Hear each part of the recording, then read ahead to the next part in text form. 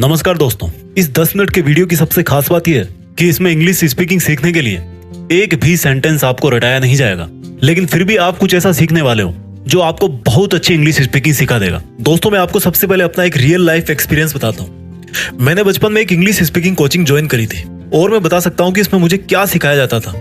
उसमें सिर्फ रटना सिखाया जाता था। हम लोगों को डेली 10 सेंटेंस रटना पड़ता था और उन 10 सेंटेंस को रट करके हम एक रूम में बैठ करके उनको फिर बोल बोल करके प्रैक्टिस करते थे। लेकिन मुझे काफी लंबे टाइम के बाद में समझ में आया कि जिस बंदे से, जिस कोचिंग से मैं इंग्लिश स्पीकिंग सीख रहा हूँ, उसको सिर्फ पैसे लेने से मतलब है। वो पैसे लेता है, अपना कोर्स खत्म करवाता है और उसके बाद आप पे है कि आप उसको कैसे प्रैक्टिस में लेते हो, क्योंकि ये उसका बिजनेस था। हालांकि बहुत सारी अच्छी कोचिंग्स भी होती है। मैंने काफी लंबे टाइम के बाद में ये समझा कि एक ऐसा तरीका है जिससे कोई भी बंदा घर पर बैठकर एकदम फ्री में बिना कोई 1 रुपया दिए इंग्लिश स्पीकिंग सीख सकता है, वो भी एकदम हाई लेवल की। दोस्तों, आपको लाइफ में कितनी बार ऐसा फील होता है कि यार मेरे पास नॉलेज अच्छा है, मेरी पढ़ाई में मार्क्स भी अच्छे आते हैं, मैं ठीक ठाक दिखता भी हूँ, लेकिन इस इंग्लिश की वजह से मैं आगे नहीं बढ़ पाता, या इंटरव्यू में पास नहीं हो पाता, या लोगों को इंप्रेस नहीं कर पाता। देखो, आपको जॉब चाहिए, आपको इंग्लिश में कन्वर्सेशन सीखना है, या आप लोगों को अपनी इंग्लिश स्पीकिंग से इंप्रेस करना चाहते हो, आपका इंग्लिश स्पीकिंग सीखने का जो भी रीजन है, उस रीजन की खातिर मैं आप लोगों से विनती करता हूँ कि आप इस वीडियो की एक भी लाइन मिस मत करना, क्योंकि मैंने बहुत सोच समझ के इस वीडियो में एक एक लाइन बोली है और इसको बनाने में काफी ज्यादा टाइम भी लगाया है, ताकि मैं आपको दुनिया भर की बातों की बजाय कोई ऐसा रामबाण तरीका बता दूं जिससे आप इंग्लिश स्पीकिंग के बादशाह बन जाओ। और गुड न्यूज ये है कि यस, इस वीडियो में इंग्लिश स्पीकिंग सीखने का रूट पॉइंट बताया गया है, यानी अंग्रेजी सीखने की जड़ है वो, उसको जाने बिना आप कभी भी अच्छी अंग्रेजी बोलना नहीं सीख सकते। तो देखो, जब आप पैदा हुए थे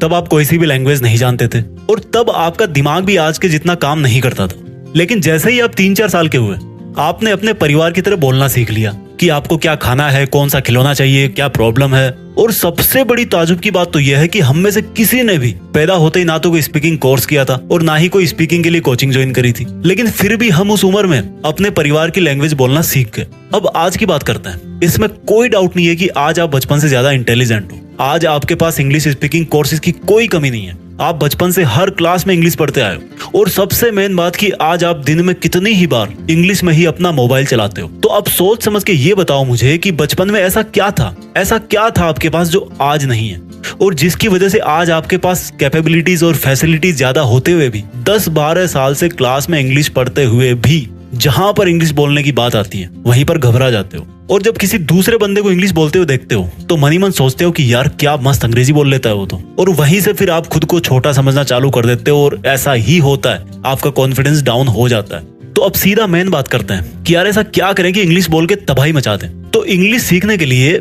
मैं आपको सबसे पहले उस टाइम में लेकर के जाऊंगा जब आपका जन्म हुआ था, क्योंकि आज हमें वहीं से सीखना है। मेरी बातों को ध्यान से समझना। जब आप छोटे थे तो आपके चारों तरफ जितने भी लोग थे वो सब के सब एक लैंग्वेज में बात करते थे। चाहे आप हिंदी परिवार में पैदा हुए, चाहे आप बंगाली परिवार में पैदा हुए, या फिर आप किसी तमिल, तेलुगु, किसी भी लैंग्वेज के परिवार में आप पैदा हुए, यानी कि आपके चारों तरफ हमेशा वो लोग थे जो उस लैंग्वेज को बोलते थे। और आपकी मजबूरी कह लो या कुछ भी कह लो, आपको भी वही सुनना पड़ता था जो आपके घर वाले बोलते थे। अब यहाँ से 2 बातें निकल के आई है।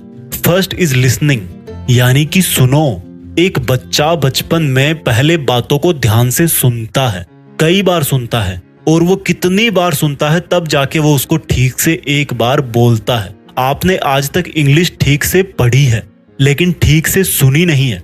आपने जब भी इंग्लिश में कोई मूवी देखी या न्यूज देखी तो हमेशा ये सोचकर उसको अवॉइड करने की कोशिश करी कि यार इसमें मजा नहीं आ रहा, हिंदी में देखता हूँ। और वहीं से आपने इंग्लिश को इतना टफ मान लिया कि वो आपके सबकॉन्शियस माइंड में बैठ गया कि इंग्लिश सीखना टफ है। एक बार किसी बड़े म्यूजिशियन ने कहा था कि अगर आप म्यूजिक सीखना चाहते हो ना तो म्यूजिक को ठीक से सुनना सीखो, और जब आप सुनोगे तो 50% म्यूजिक आप ऐसे ही सीख जाओगे। सेम चीज आज हम यहाँ पर इंग्लिश स्पीकिंग में अप्लाई करने वाले हैं। इंग्लिश लिसनिंग, यानी कि ध्यान से अंग्रेजी को सुनना सीखो। ये बहुत आसान है और बहुत ही इफेक्टिव है, क्योंकि इंग्लिश स्पीकिंग हम लिसनिंग और स्पीकिंग से ही सीख सकते हैं। राइटिंग और रीडिंग तो हम कितने ही सालों से करते आ रहे हैं, उससे नहीं सीखने वाले। सबको पता है कि गो का मतलब जाना होता है, इसकी सेकंड फॉर्म वेंट होती है और थर्ड फॉर्म गॉन होती है, लेकिन मेरे भाई उनको यूज कहाँ करना है, कैसे करना है, ये आप सुनकर और बोलकर ही जान पाओगे। अब बात आती है कि चलो समझ गए, सुनना है, लेकिन क्या सुने। देखो, अगर आपको इंग्लिश मूवी देख रहे हो तो उसको इंग्लिश में ही देखो, उसकी दूसरी लैंग्वेज में डबिंग मत देखो। अगर आपको समझ में नहीं आ रही तो उसके सबटाइटल्स को ऑन करके देखो और फिर सुनो कि वो कैसे बोल रहा है, कौन से वर्ड पर कितना जोर दे रहा है, कौन से वर्ड को कितना प्यार से बोल रहा है। इसके अलावा आप इंग्लिश सॉन्ग्स को स्क्रीन पर लिरिक्स के साथ में सुनो। यूट्यूब पर बहुत सारी वीडियोस मिल जाएंगे आपको। इंग्लिश में ही न्यूज सुनो और देखो, आपको वर्ड्स को या लाइन्स को रटना नहीं है, बल्कि उनका प्रोनाउंसिएशन कैसे करते हैं, किस उच्चारण के साथ उनको बोलते हैं, किस फीलिंग के साथ उनको बोलते हैं, वो सुन करके सीखना है और दिमाग में बिठाना है, समझना है। पहली चीज क्लियर हो गई, यानी कि स्पीकिंग सीखने से पहले लिसनिंग सीखना बहुत जरूरी है। अब दूसरी चीज के लिए वापस चलते हैं आपके बचपन में। जब आपको कोई बोलता था कि बेटा देखो ये शेर है, अब ये बकरी को खा जाएगा, तो आप अपने दिमाग में सोचते थे कि अच्छा ये शेर है, ये बकरी को अब खा जाएगा।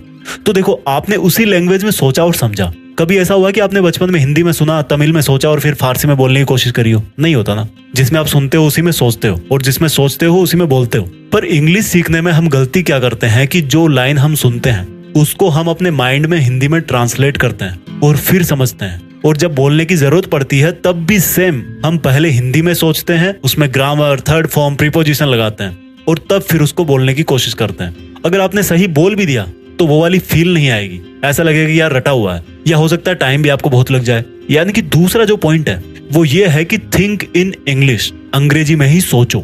जिस तरह से आप अभी मेरी आवाज सुनकर के हिंदी में ही समझ रहे हो, उसी तरह से इंग्लिश को भी सुनकर के इंग्लिश में ही समझना है। धीरे धीरे प्रैक्टिस करो, हो जाएगी। तो अभी तक आपने दो चीज सीख ली, यानी कि पहली है लिसनिंग, अंग्रेजी में सुनो, दूसरी है थिंक इन इंग्लिश, इंग्लिश में ही सोचो।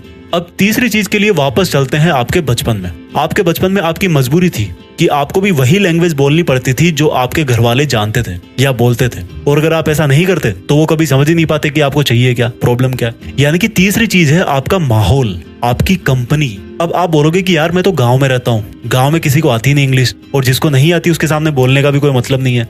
तो आप क्या करो, आपके पास मोबाइल है, उसका वॉइस रिकॉर्डर निकालो और जो भी आप सोच रहे हो उसको बोलने की कोशिश करो और रिकॉर्ड करते जाओ। अपने मोबाइल का फ्रंट कैमरा ऑन करो और जो भी आपके मन में आए, जो भी आप सोच रहे हो, जैसा भी आप फील कर रहे हो, आपको जितनी भी टूटी फूटी इंग्लिश आती है उसमें बोलने की कोशिश करो, रिकॉर्ड करते जाओ। और आप हर एक हफ्ते बाद में ये चेक करो कि पिछले हफ्ते में कैसा बोल रहा था और आज मैं कैसा बोल रहा हूँ। जब आपको पता लगेगा कि यार मेरी इंग्लिश स्पीकिंग में इंप्रूवमेंट हो रहा है, तब आपका बहुत कॉन्फिडेंस बढ़ेगा।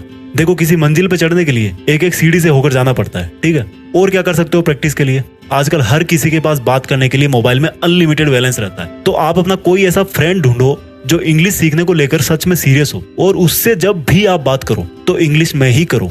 आपको जैसी भी आती है, जितनी भी आती है, आप वही बोलो। और जब बात खत्म हो जाए तो उस लाइन को पहचानो जो आपने रॉन्ग बोली हो, और फिर अगली बार उसको सुधारना है। यानी कि किसी भी तरह से आपको अगर हो सके तो डेली कम से कम 1 घंटा तब तक प्रैक्टिस जरूर करनी चाहिए जब तक आपको नहीं लगे कि आपका कॉन्फिडेंस बढ़ गया है। और जब आपको लगने लगे कि अब मैं ठीक बोलने लगा हूं, तो उस प्रैक्टिस ड्यूरेशन को फिर कम कर सकते हो। जब आप ठीक ठाक बोलने लगो तो अपने इस लेवल को और ऊपर करना है। यानी कि जैसे कभी आपके पास किसी कंपनी का कॉल आ गया मोबाइल पे, या आप बैंक में गए किसी काम से, तो वहां पर आप हिंदी के साथ में इंग्लिश को भी मिक्स करने की कोशिश करो। एग्जाम्पल दे रहा हूँ, बहुत बार जरूरत पड़ती है अपने को, रटना मत लेकिन इस लाइन को। जैसे मान लो आपको किसी अनजान से पेन मांगना पड़ गया, होता ना ऐसा बहुत बार, तो क्या बोलोगे? एक तरीका तो ये है कि भैया थोड़ा पेन चाहिए था, और एक तरीका ये है कि excuse me, can I have your pen for a minute, थोड़ा सा लिखना था।